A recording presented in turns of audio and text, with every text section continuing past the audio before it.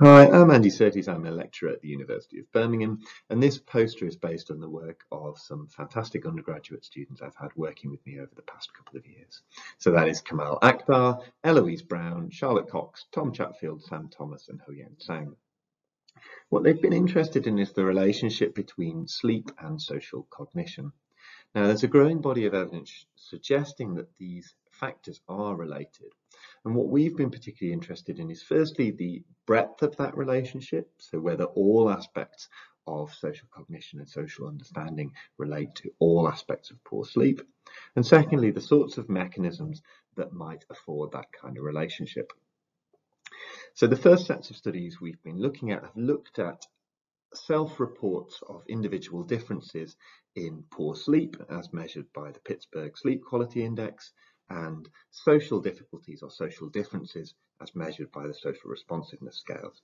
So we've had about 200 undergraduate students take part in each of two studies, and what we've shown is a really strong positive correlation. That is, the people who are having poorer sleep are also having more social difficulties. Interestingly, that holds across all different aspects of self-reported social difference. So that is social communication, social cognition, social awareness, and social motivation. Further, we measured anxiety as well, and we're able to show that anxiety fully mediated the relationship between poor sleep and social difficulties.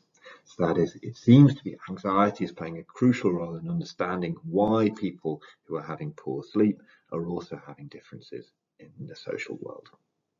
The second set of studies we've been interested in have been using experimental sleep deprivation and looking at a battery of social understanding tasks under those conditions. So participants took part in a range of tasks when rested and also when they'd done a full night of sleep deprivation at home.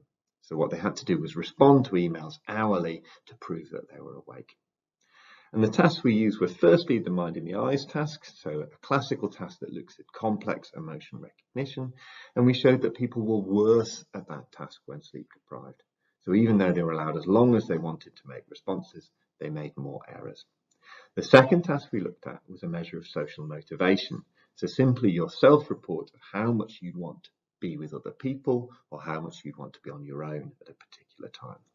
Now, when people were sleep deprived, they were more likely to say they wanted to be on their own and less likely to be with others. Interestingly, even after a night of catch-up sleep, there was some evidence that they still didn't really want to be with other people as much as they normally would. Lastly, we looked at a measure of moral reasoning, and we're able to show that when sleep deprived, people consulted a narrower range of information to make their moral decisions. So that's all the information that's in this poster. Please look at the poster, and if you're at the conference, come and see me as well. Please get in touch by email as well. Thanks very much.